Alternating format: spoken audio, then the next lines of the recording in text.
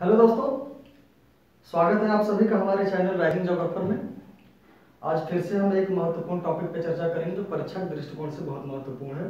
Transport geography में flow and network की बात करेंगे। तो जब हम ट्रांसपोर्ट ज्योग्राफी में बात करते हैं और फ्लो नेटवर्क की, तो उसमें एक नाम आता है फ्लो थ्योरी, और फ्लो थ्योरी में एक बड़ा नाम आता है उलमान का। ठीक है, उलमान का क्या कहना था कि जो फ्लो है उसके लिए सबसे जरूरी है इंटरेक्शन, यानी कि लोगों के बीच में इंटरेक्शन होगा तभी एक फ्लो सिस्टम बन पाएगा, ट्रांसपोर्ट सिस्टम बन पाएगा। तो जब फ्लो की बात करते हैं तो उन्होंने उलमान ने तीन बातें बताई और ये कहा कि ये तीन चीजें ट्रांसपोर्ट के डेवलपमेंट के लिए बहुत ही जरूरी है, इंटरेक्शन के लिए बहुत जरूरी है। तो उन्होंने सबसे पहला नाम जो कहा वो क्या कहा, कॉम्प्लीमेंटैरिटी। इसको हिंदी में क्या कहते हैं, पूरकता। ठीक है, पूरकता का क्या उनसे संबंध था कि इंटरेक्शन हो, यानी कि एरिया ए और एरिया बी, ठीक है, ए अगर बी से कुछ डिमांड करे तो बी क्या करे, इसको सप्लाई करे।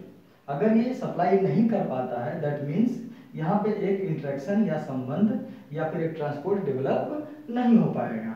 तो इसलिए ये जरूरी है कि सप्लाई करे। अगर इनके पास नहीं है तो इसका इंटरेक्शन कहीं और बन जाएगा। ठीक है, तो इस तरह से इंटरेक्शन की बात है। और ये जो इंटरेक्शन जो बन रहा है, ठीक है, इंटरेक्शन जो बन रहा है दोनों के बीच में, ये एक दूसरे के लिए क्या कहलाएंगे, अगर बन जाता है तो एक दूसरे के लिए लोग पूरक कहलाएंगे। ठीक है, और ये प्रोसेस इनकी क्या हो गई, पूरकता हो गई या कंप्लीमेंटैरिटी हो गई।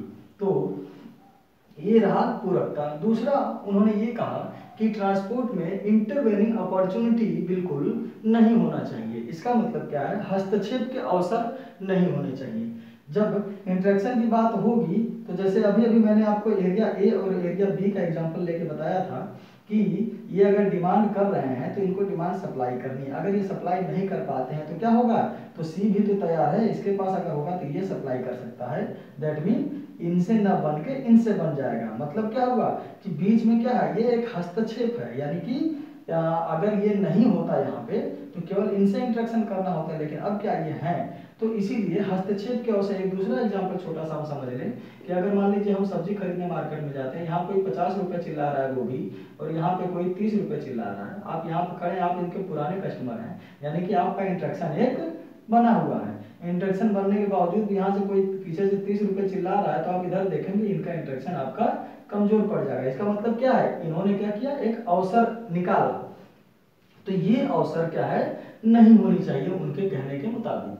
तीसरा ट्रांसफरेबिलिटी, यानी कि पारगम्यता। पारगम्यता से उनका जो संबंध था वो सीधे सीधे दूरी से संबंध था, यानी कि जैसे जैसे दूरी बढ़ेगी ए और बी के बीच में, एरिया के बीच में दूरी बढ़ेगी, वैसे वैसे क्या होगा कि जो इंटरेक्शन होगा वो क्या होगा, कम होगा। तो इंटरेक्शन पहले क्या था, पहले इंटरेक्शन में बहुत दिक्कतें आती थी। आज की तरह पहले जहाज नहीं थी, पहले पानी वाली जहाजें इतनी समृद्ध नहीं थी, तो दिक्कतें आती थी। ठीक है, लेकिन ये क्या होता है, दूरी बढ़ने से ये पारगम्यता या ट्रांसफरेबिलिटी पे फर्क पड़ेगा।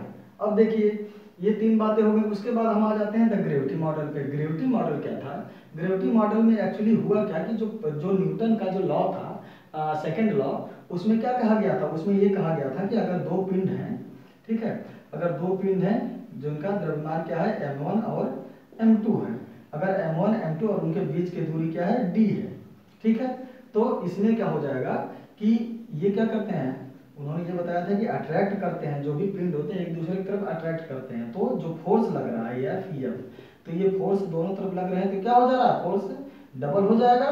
तो यहाँ पे क्या है, एफ क्या है, समानुपाती, यानी कि जब नजदीक आ रहे हैं तो m1 m2 नजदीक आ रहे हैं तो क्या हो रहा है, ये फोर्स बढ़ रहा है। ठीक है, तो ये हो गया। और जिस स्थिति में ये दोनों दूर जाएंगे, दूर जाने की स्थिति में क्या हो जाएगा, आपका डी बढ़ेगा, तो यानी कि उल्टा संबंध हो जाएगा। तो ये इसी को इन्होंने क्या किया कि इस पे अप्लाई किया गया है, उसी को ग्रेविटी मॉडल कहा गया है। इसको हम इस तरह से ग्राफ के थ्रू समझ सकते हैं कि अगर हम एक तरफ डिस्टेंस ले लें और एक तरफ हम इंटरेक्शन ले लें, इंटरेक्शन, ठीक है, इंटरेक्शन ले लें, ये हमारा इंटरेक्शन है और ये हमारा डिस्टेंस है। तो इसमें हम देखेंगे कि आपको कुछ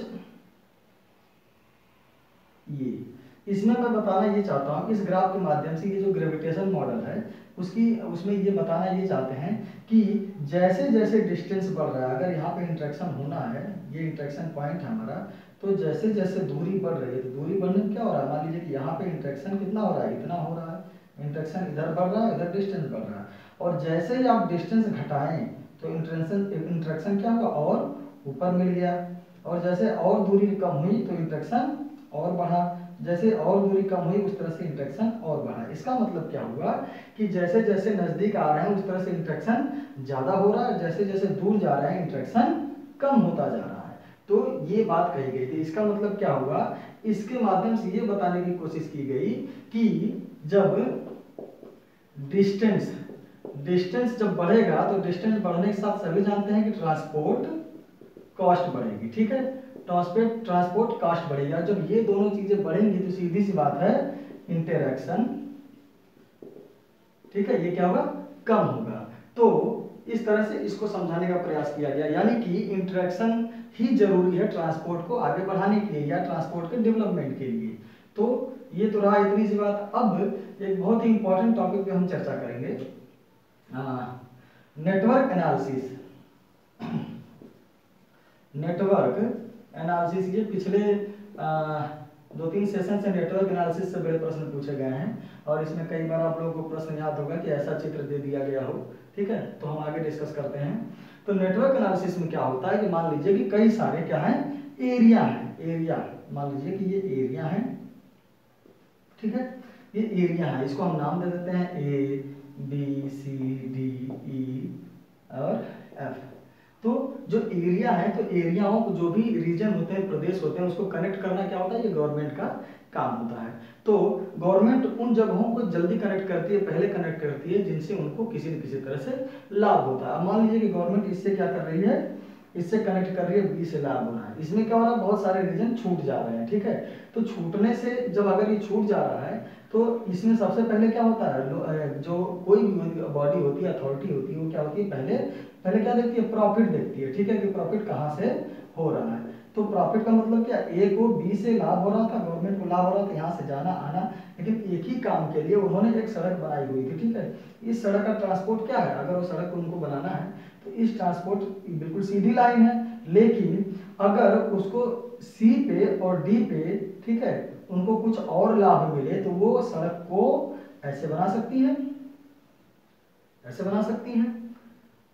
तो अगर उनको यहां से भी लाभ मिले तो क्या कर सकती है, वो सड़क को इसको जोड़ सकती है,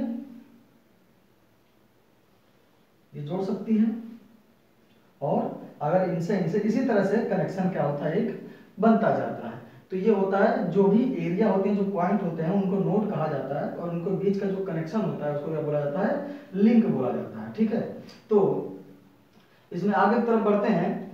जैसे एक ये चित्र दिया हुआ है, इसमें क्या है कि इस तरह से बनाया गया कि 6 हमारे क्या हो गए, 6 हमारे एरिया हो गए, 6 नोड हो गए, उनको लिंक किया गया जरूरत के मुताबिक। जब जरूरतें बढ़ी तो लिंक को क्या किया गया, अगर हम बढ़ा देते हैं, अब और जरूरतें बढ़ती हैं तो हम लिंक को क्या करते हैं, और बढ़ा देते हैं। अब देखिए होता क्या है कि एक होता है वो कनेक्टिविटी, मेजर ऑफ कनेक्टिविटी, यानी कि किस तरह से कितना ट्रांसपोर्ट है, किस तरह से कैसा जा है ट्रांसपोर्ट का, क्या वो घना है, क्या वो कम घना है, क्या वो गरीब देश है, क्या है वो अमीर देश है, ठीक है।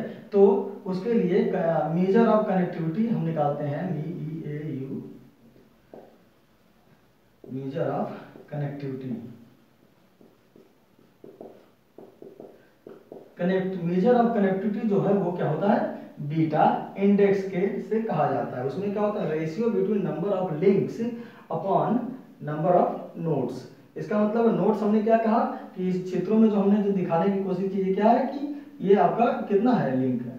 आप देखिए नोड कितने हैं, A B C D E F, कुल मिला के 6 लिंक है, ठीक है। और इसमें क्या कहा गया, बीटा इंडेक्स या मेजर ऑफ कनेक्टिविटी को निकालने के लिए क्या कहा गया है, number of links upon number of nodes. तो लिंक हमारे कितने हैं, 1 2 3 4 5 6, और ये 6 हो गया, और नोड देखते हैं कितना हो गया, 1 2, ये लिंक 1 2 3 4 5, ठीक है। तो 5/6, और इसका उत्तर क्या आया, 0.83। इसका मतलब क्या हुआ, ये बहुत घना जाल नहीं है। और इस तरह का जाल जिन देशों में आता है वो गरीब देशों की श्रेणी में आते हैं, उनके पास अच्छा ट्रांसपोर्ट सिस्टम नहीं है। ठीक है, जैसे कि श्रीलंका है, श्रीलंका का जो कनेक्टिविटी जो मेजर है वो आपका आता है 0.76 आता है। ये क्या है, ट्रांसपोर्टेशन, जो उनका ट्रांसपोर्ट का जो जाल है उनकी वैल्यू ये आती है। तो ये बहुत ही डेवलपमेंट के लिए बहुत अच्छा नहीं माना जाता है। इसी तरह से हम आगे जाते हैं, इसमें देखते हैं इसमें क्या हो रहा है। इसमें हमारे नोड तो हमारे उतने ही हैं लेकिन लिंक हमारे बढ़ जा रहे हैं। तो 6 नोड हैं और 9 लिंक है, इसमें हमारी वैल्यू बढ़ गई, यानी कि ये अच्छा है। ठीक है, और इसी तरह से तीसरा हम देखेंगे, इसमें भी क्या है, हमारे लिंक 12 हो गए और नोड कम हो गया। नोड हमारा 6 ही था तो क्या हो गया, ये दो जो आया, और ये जो जिस तरह से आंसर आ रहे हैं ये मतलब इसकी वैल्यू जितनी बढ़ेगी उतना ही ज़्यादा उसको क्या कहा जाएगा कि जो बीटा इंडेक्स जिसकी जितनी ज़्यादा होगी उतना ही उसको डेवलप होगा। जैसे फ्रांस है, फ्रांस की जो बीटा इंडेक्स आती है वो आती है 1.42, यानी कि फ्रांस का जो सड़क का जाल क्या है वो बहुत अच्छा है। ठीक है, तो ये तो इतनी सी बात हो गई। अब आते हैं कुछ, देखिए जो परीक्षाओं में जो प्रश्न आप लोग से जो पूछे गए हैं, तो कई बार ये कहा गया कि सीधे एक बार तो प्रश्न ऐसा आया था कि उनके नोड गिनने थे और पॉइंट गिनने थे, वो भी बहुत लोग नहीं गिन पाए थे। तो नोड और पॉइंट कैसे गिना जाता है आप सीधे सीधे देख लीजिए कि नोड, वर्टेक्स, पॉइंट, ये सब आप इनको देख के गिन सकते हैं। एक दो बार आप अपनी किताब से या रिलेटेड बुक जो भी आपके पास है उससे प्रैक्टिस करिए कि आप कैसे गिनेंगे। एक बार क्या आया था क्वेश्चन में कि उन्होंने सीधे ये चित्र ही उठा कर रख दिया था और पूछा था कि इसमें टोटल लिंक कितने हैं। टोटल लिंक 12 है, इसको आप गिनेंगे तो 12 आ जाएंगे, जितनी लाइनें जो इतने कनेक्शन है वो सारी आ जाएंगी। और एक बार ये पूछा गया था कि सीधे एक चित्र दे दिया था, उसमें बीटा इंडेक्स पूछ लिया था। एक बार पूछ रहा है कि कितने लिंक हैं, एक बार पूछ रहा है कि इंडेक्स कितने हैं। तो हम अब क्वेश्चन पे नहीं जाएंगे, हम सीधे कई बच्चों ने कहा कि सर कुछ क्वेश्चन को उसमें अपने वीडियो में इन्वॉल्व करिए, तो क्वेश्चन को मैं अभी इन्वॉल्व नहीं कर रहा हूँ। मैं क्या करूँगा कि जो भी 5-6 लेक्चर मैं कर रहा हूँ यहाँ पे वीडियो के माध्यम से, इन 5-6 के सारे इंपॉर्टेंट क्वेश्चन को मैं एक लेक्चर में कंक्लूड कर दूंगा और उसको डिस्कशन के नाम से मैं उसको वीडियो बनाऊंगा। और देखिए आज के लिए बस इतना ही, इसको समझिए, पढ़िए, बहुत इंपॉर्टेंट है। बस आज के लिए इतना ही, थैंक यू, गुड नाइट।